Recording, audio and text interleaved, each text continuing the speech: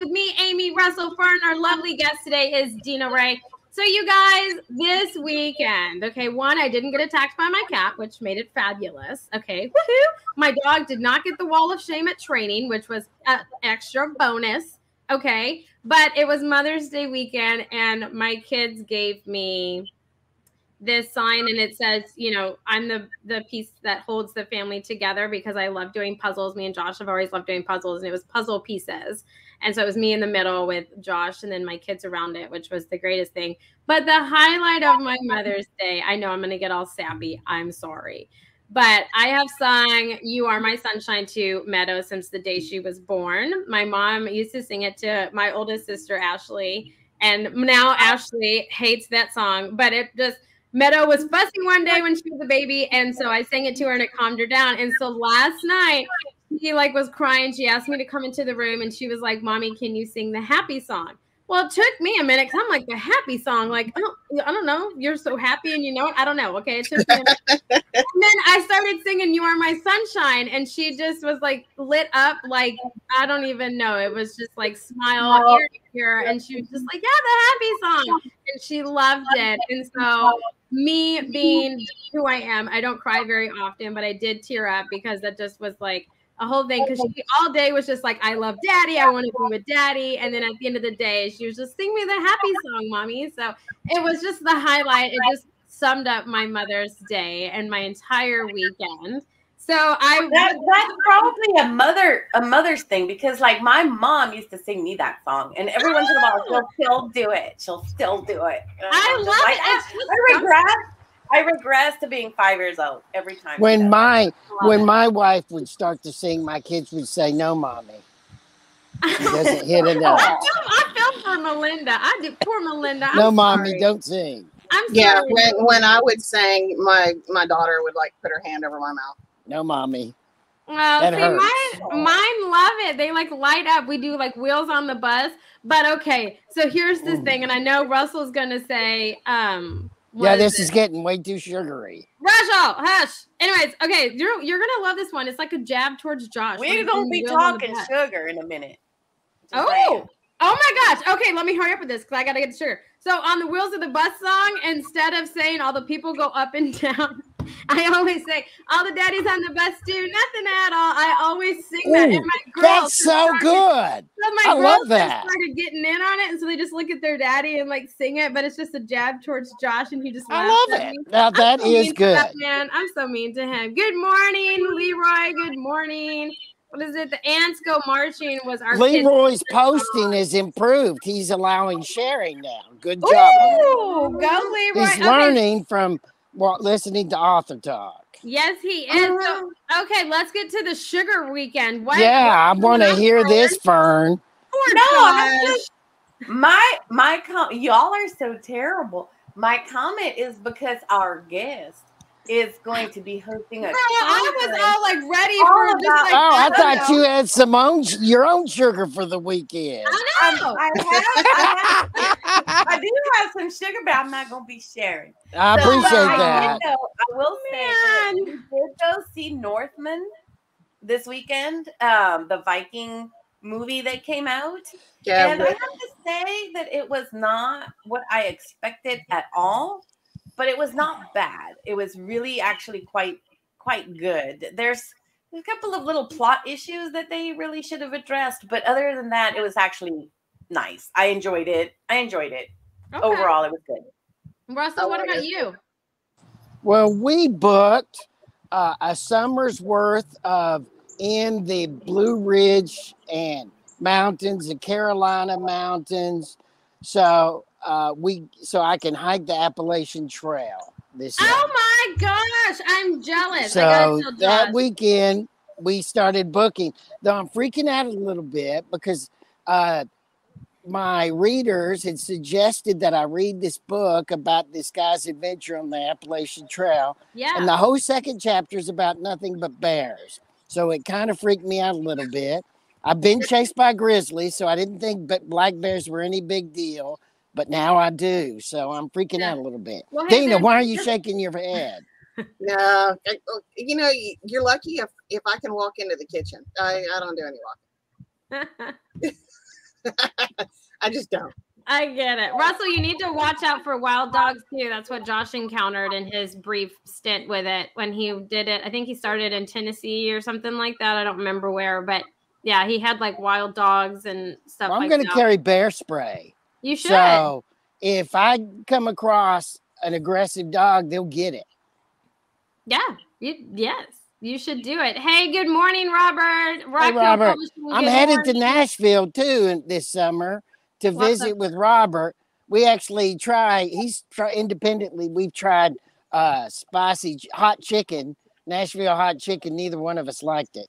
Oh, man. Okay. Well, I mean, I don't do spicy things, which is ironic because I'm married to an Indian who loves spicy food, but I don't do spicy stuff. So I love spicy food. Deena, what did you do this weekend? A lot of harassing authors. I mean, I'm sorry, a lot of talking to authors.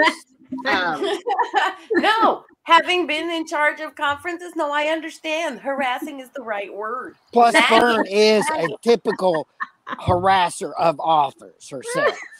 It's like corralling cats, basically.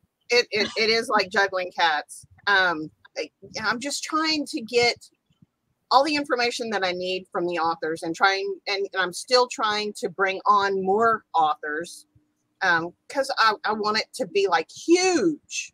Yeah. And Deena, what are you talking about? Tell people what you're talking about. I am talking about Love-a-Palooza. So, and there's a group of women that have been in publishing. Mainly it's my mother and myself. My mom's been in publishing, 40, 50 years.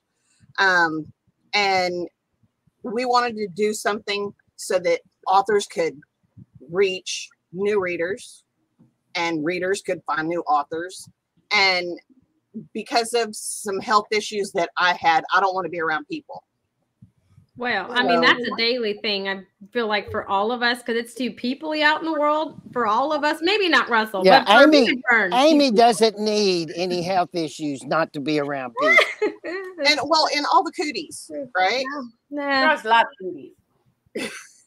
So, and people are very cootied, and it's just like no. You know what? I got kids. I got enough cooties just in my household with them. And they bring them home. When you have kids, they bring them home. My daughter was never sick until she started school.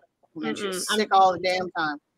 But so, Love-a-Palooza is for romance readers and romance authors.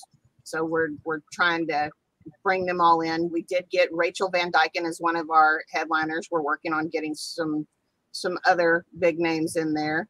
And we anticipate having about 70 to 80 authors. We have this amazing platform that does everything you could possibly wish it to do. And so it will be as close to in person as you can get without being in person. Yeah, it's pretty cool. I will say, I can attest that it is pretty cool. Yes, lover of romance. Yes. So you were harassing authors all weekend? Okay. Yeah, I was, kind of like cold calling to some of them because most of my clients, it kind of migrated that most of my clients as ebook builders were romance and, smutty smut, the darker the better. And so that's really been my focus. That's what I read. Yeah. And so when my mom came to me with the idea, I was like, we got to do romance first. Romance readers are voracious. They're, and loyal. They're very loyal. And they give you a lot of leeway. You can, completely screw up a plot in one and they're going to give you a second chance. So, well, when is this? Because we're on a podcast. We're on Good Pods and a bunch of other channels. Just about every channel Amazon Music, Russell, Amazon Music. Yeah, we're on any channel you want to be on. On Good Pods, we're like top 10. Yeah. So we have actually more people listening to us during the week while they're driving home from work, etc. Than we actually do watching our video. And if someone they're going to be interested in this because they may be working on a book. They may be dreaming of a book, and they may want to check on to your Love Palooza to see, to give them some ideas. Yeah, well, the event is the 17th through the 26th of June. Now, that sounds like it's a huge long time, but we're having the first 5 days is so that they can go, the attendees can go and, you know, look at different authors' presentations before the live portion, which is the kickoff party is the 24th, and it's going to be a pajama party with alcohol. And the actual live portion of the event is the 25th and the 26th. And we're also having workshops that, you know, authors can attend, and aspiring authors, to learn the craft of publishing, you know, to learn the craft of writing and the business of publishing. Yeah. Well, you had me at alcohol and pajamas. Okay. Like you had me there for sure. Absolutely. Yes. But you guys because you have Love-A-Palooza coming up. That's the one that's in June. But how are you doing more this year, or how many are you wanting to do? Are you just going to do romance? Yeah, actually, we're doing Love-A-Palooza in June, and that's romance. We're doing Murder, Mystery, and Mayhem. That's that's mystery novels, suspense, and that is in October. I don't have my sheet open. I'm sorry. And then we have Worlds to Escape To, and that's sci-fi, fantasy, paranormal, and horror. We're putting horror in that one. And then Deck the Bookshelves in November and December, and it's going to be all genres. It's kind of like a Christmas book market. Nice. I like it. And so all of these all of them will have the workshops as well as the author interest stuff for readers. Nice. So all of these are kind of virtual events, and the goal is to bring readers and writers together. And what are some of these sessions that will be particularly of interest to readers? Like, if you are a romance reader, what are some sessions that you already have for Love-A-Palooza that might be intriguing for them? Well, I think what they're going to find is I'm trying really hard to talk to some of the authors that we've already got involved, because I think as a reader, I want to know more about the person who's putting these words on this page that I'm immersing myself in.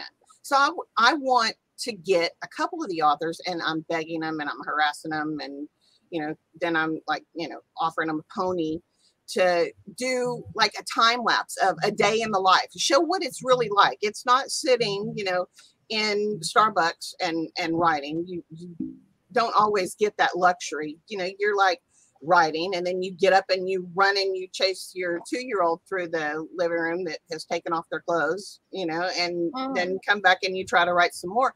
I think readers want to see that. I think they want to see things that show these authors in a human light. More to get to know them. More in depth than what you see on, you know, Facebook Live, where someone pops in for 30 minutes and, you know, cracks jokes. And so you don't have any specific subjects? Because I'm actually interested in a few of your subjects too, even though I'm not a romance writer, because Fern will tell you my greatest challenge in my novels when I'm writing them is my romantic scenes. I struggle with them. Fern tells me to try again over and over to get me there. Doesn't. Yes, Fern, tell the truth. Tell.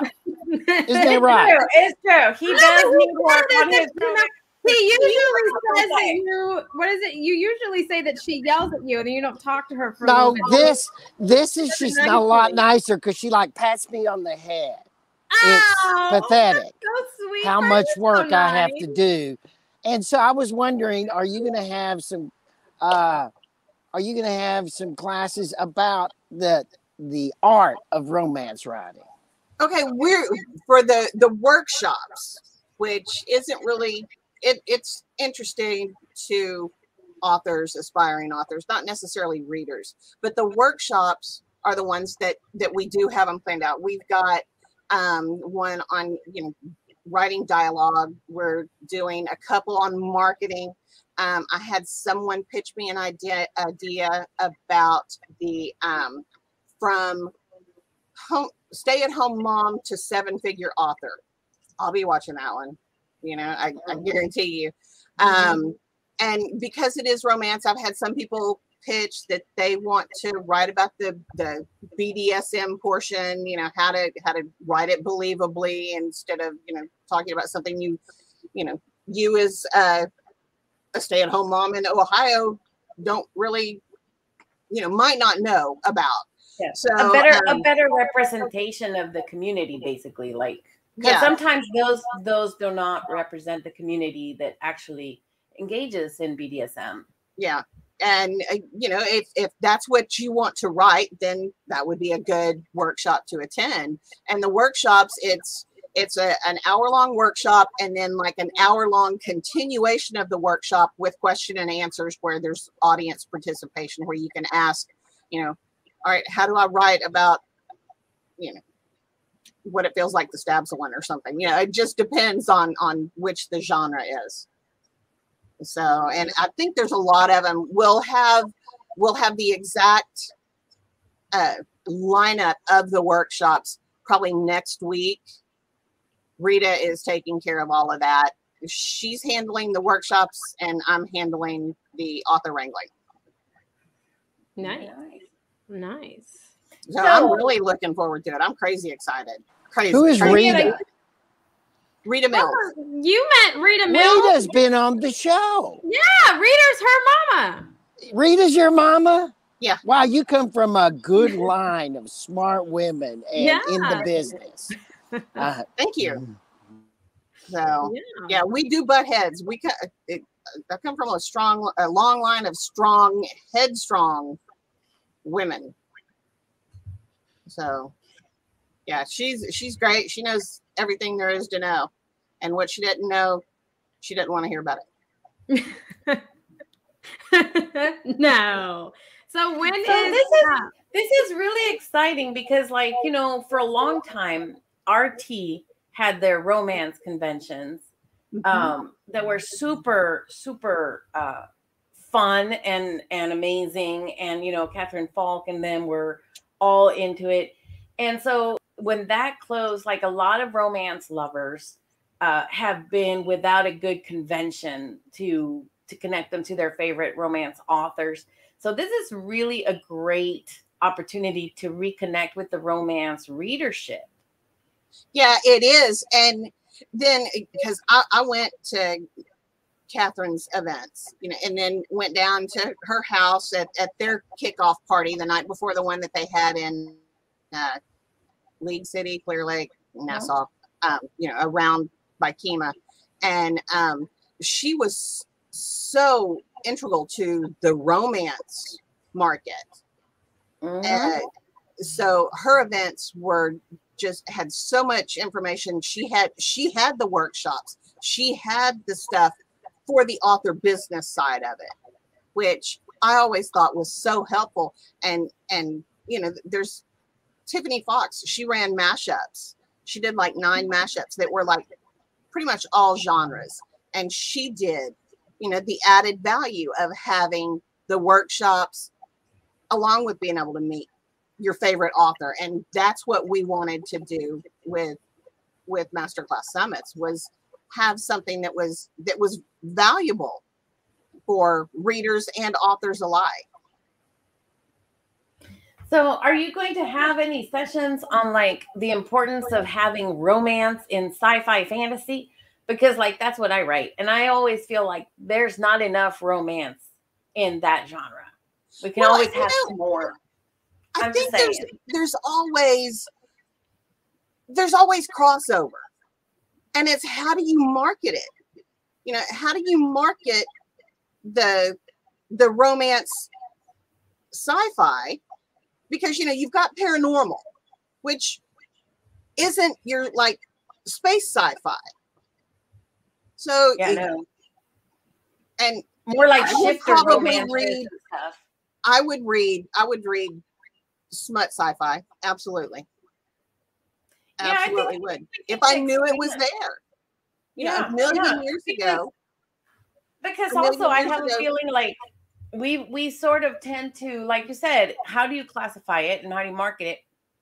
We tend to market sci-fi and fantasy more towards the genre of sci-fi and fantasy and less towards the actual romantic subplots and elements of it, you know, and even the titles and things don't really say romance, right? And so people don't really realize that it is there. So it's kind of interesting to see, because I remember being at Comic Palooza once on a panel about having sex and fantasy novels and stuff. And, you know, at the time Game of Thrones was out. So there was a lot of discussion about, you know, different kinds of sexual content in that particular fantasy world. And so it's an interesting question that I think a lot of people have concerning the genre.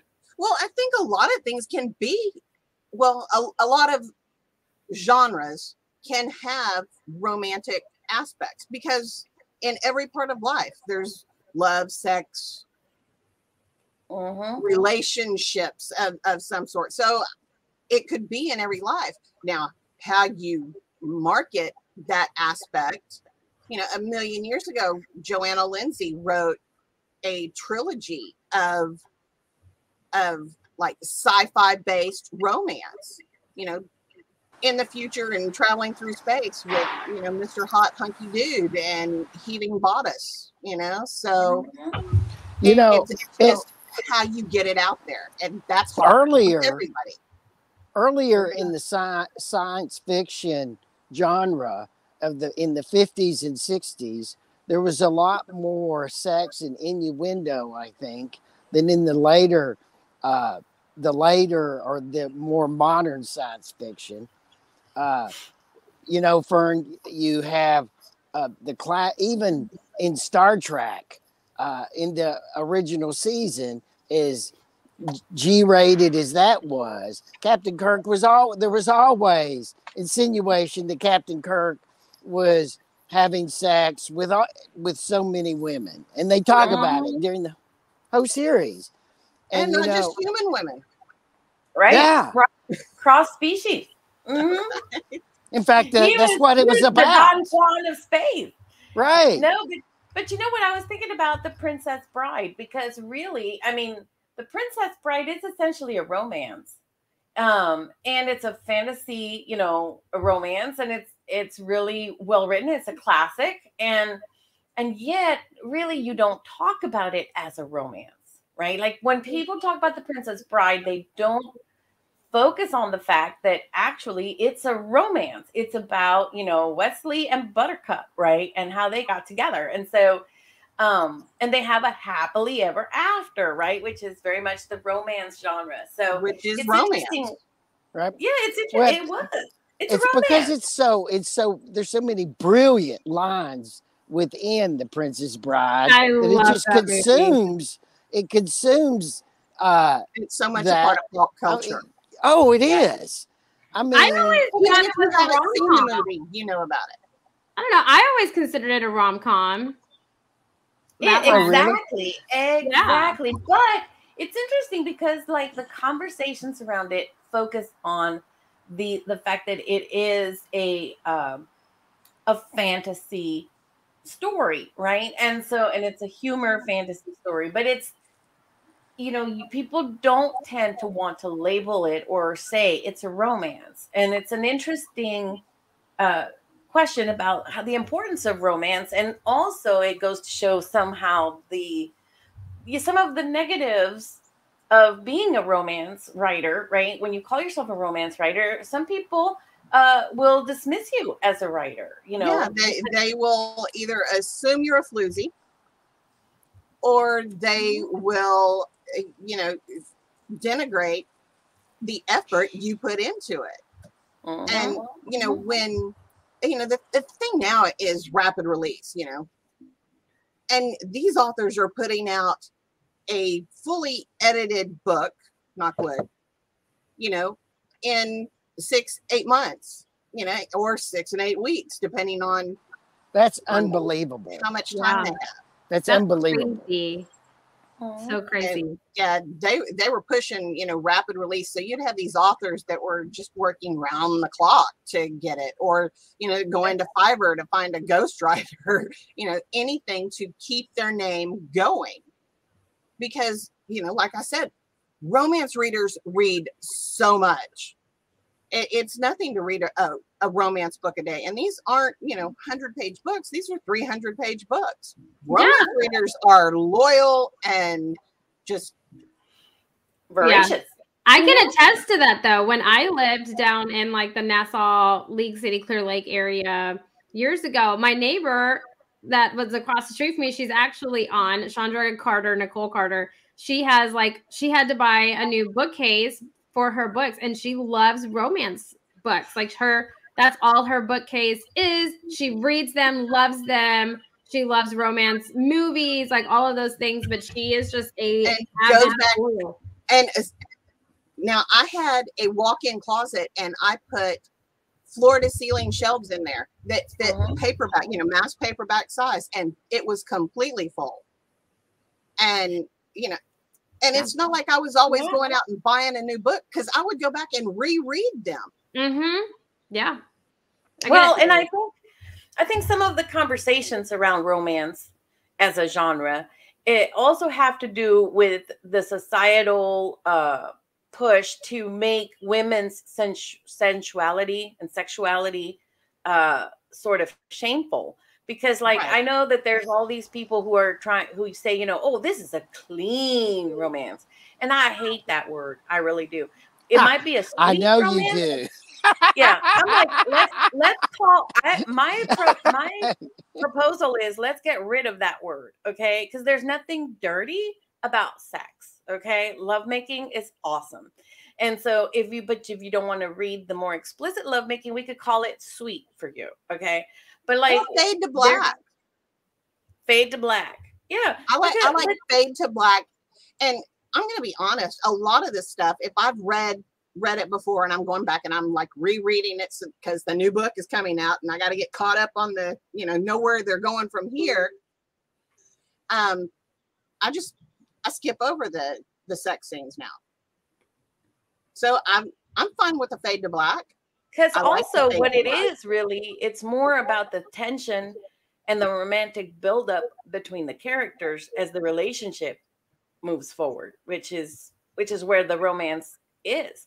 Yeah, but it's interesting you mentioned like you're peeping through someone's peephole, you know. So I don't know, some of us don't mind, but one of the things that is interesting, you mentioned about having the kind of getting caught up on series. I've been seeing a new trend, because it used to be that romance series tended to be different characters, right? Same world, but like this couple is in book 1 and the second couple is in book 2 and the third couple is in book 3. Yeah. But now we're beginning to see series where it's the same couple at different points in their relationship. I think that's why series sell so well, because you've already vested an interest in these characters. Yeah. And you know, and a lot of the series start off and they have like 50 characters and you're trying to juggle them and keep them all together.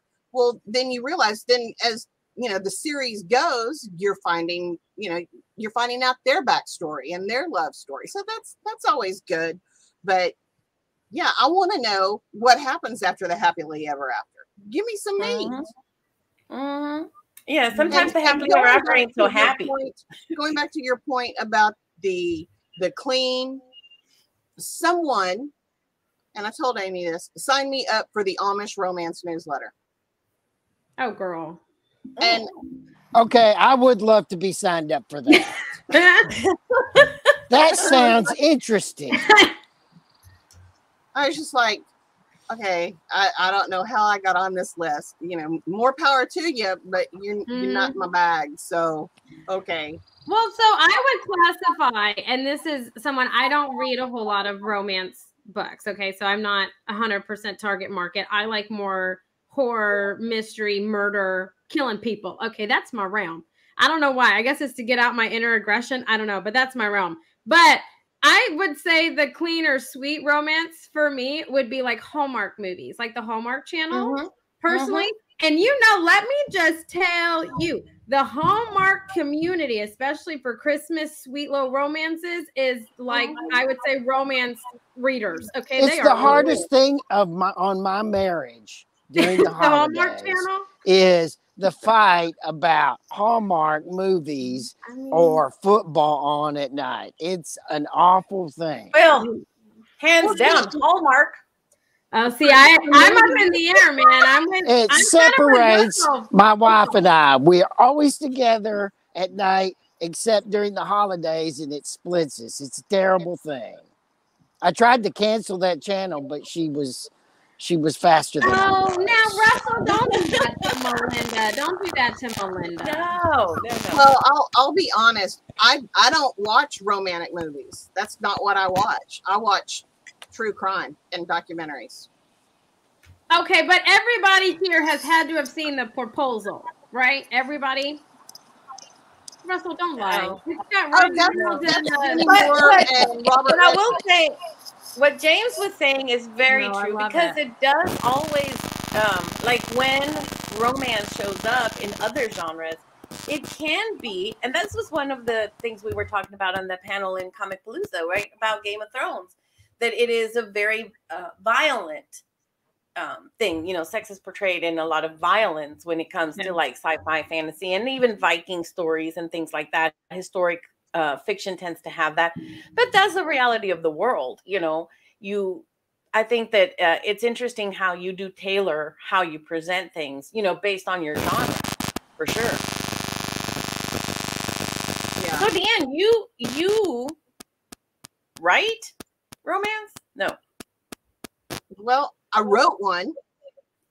I wrote 80,000 words in 3 weeks. Very nice. The editor had it covered. Sent it to the editor. Got it back. Never opened it. Oh, why?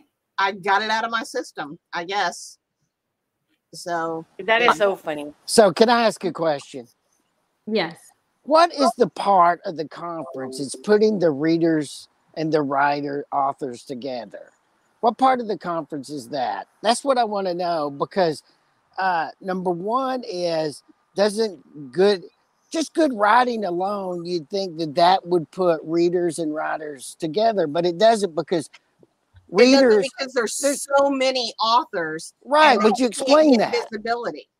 And so we want authors to be able to showcase their brand, their writing, their series, their books, and put it in front of other readers from other writers. So it's kind of like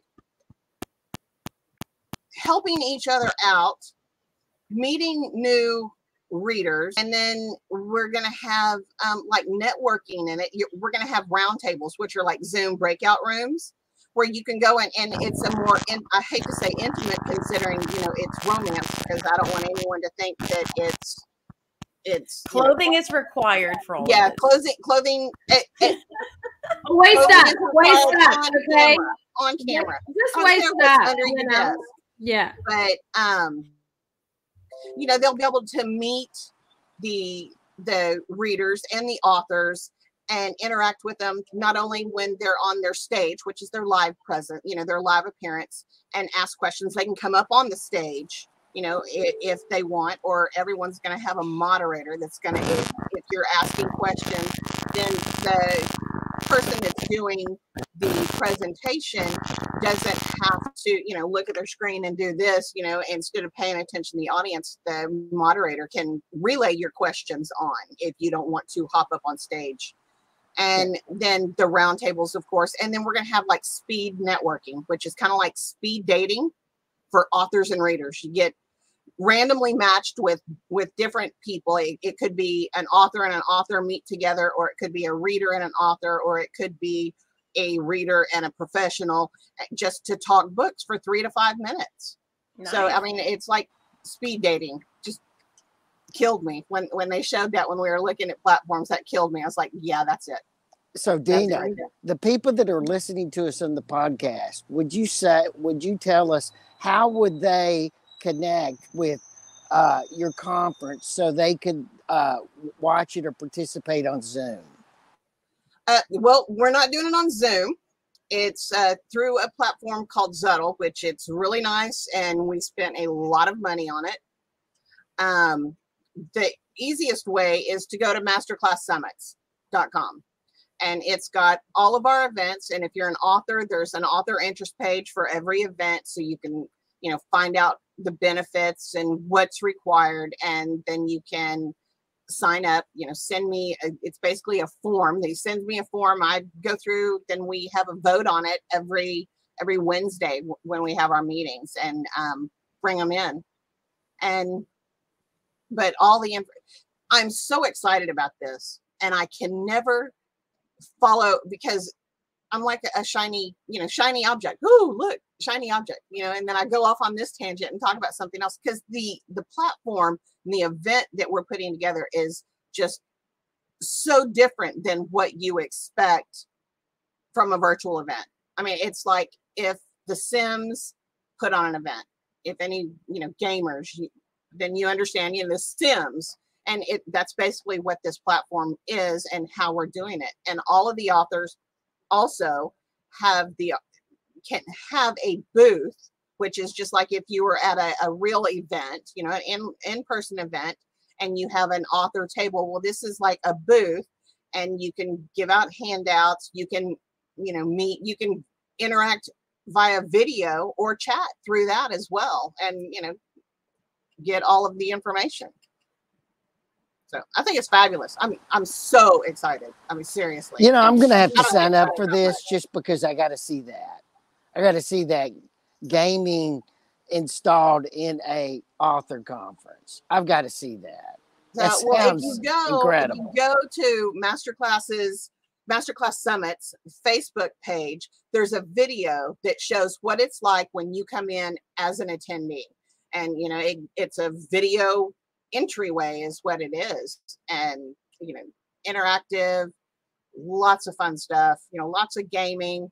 And the tickets, I think the tickets are very moderately priced. I mean, $5 is just to get in, and that's because we're charged regardless of whether you come in for one day or you stay for the full 10 days of the event. We're charged, so we have to at least cover some of that cost. And $5 to $75, and the $75 is the big ticket. It's, you have access to all of the workshops. You can watch the stuff even up to a month afterwards, so you don't have to be in there right there. And so yeah, I think we've hit on something that's going to be really useful. For sure. And I think that you're definitely bridging the gap between authors and readers, which I think is something that all authors and all readers really want, is access to some of their favorite authors. And authors, love to be involved and get, on a personal level with their readers and kind of build that relationship, because the more that authors kind of reach out and interact with their readers, the more loyal their readers are going to be, and word of mouth spreads and stuff like that. So by doing events like this, you're really helping to bridge that gap and make it easier for them to reach out to each other. And, get people added to your street team. Get people, find new ARC readers. I hear all the time, I can't find any ARC readers. I can't find any beta readers. Here, I'm bringing you people.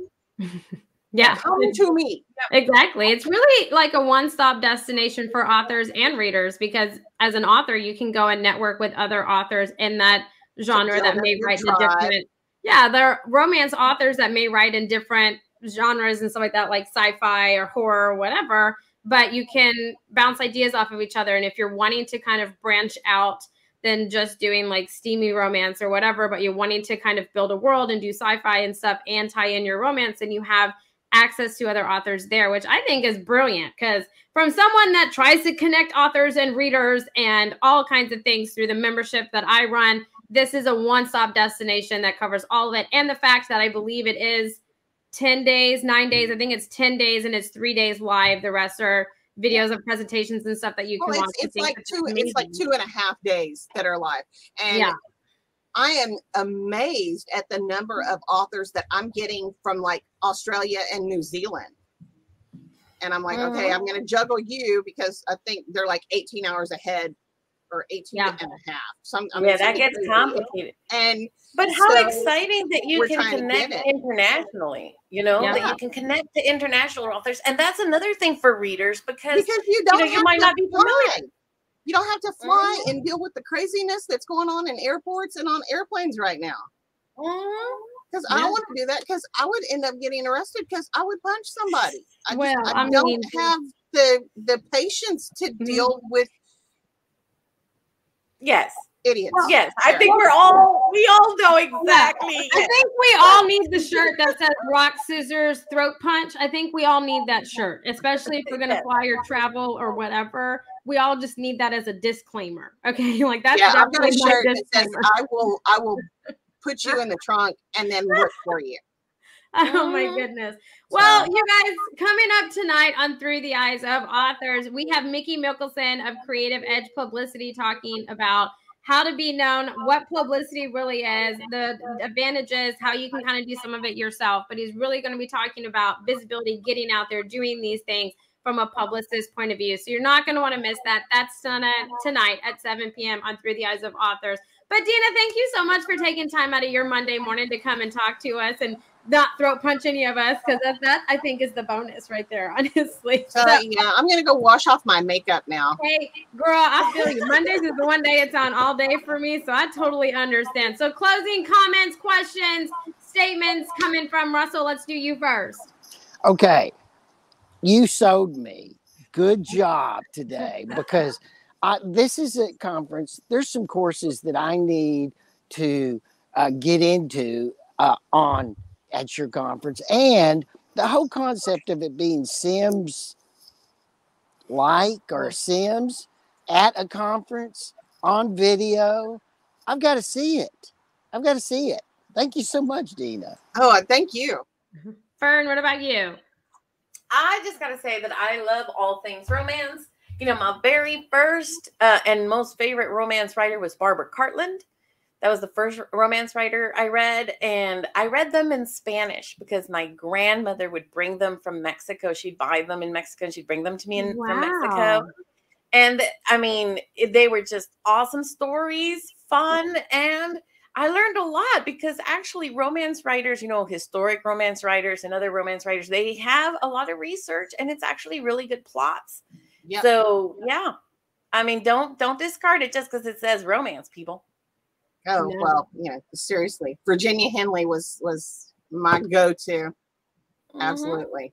Nice. Well, Deena, like I said, thank you so much for taking time out of your day. You guys, all the links are in the comments down below, or if you're listening to us, they are in the description for you to click on and take a look. But this is definitely something you are not going to want to miss that's happening in June. And hey, if you're not a romance reader, but you like murder mysteries, or you like sci-fi, or you just want to celebrate the holidays and give a book, because that is the best gift that you can give someone for the holidays, there are more summits that Masterclass Summit is putting on. So make sure you go to masterclasssummits.com and take a look of all the other ones that you might be interested in if you are just writing in different genres or you're looking to do more speaking opportunities. But until then, you guys, we'll catch you all tonight on Through the Eyes of Authors, listening to Mickey Mickelson talk about publicity. But we will catch you all next Monday. We hope everybody has a great rest of your week. So until then, bye-bye for now, everybody.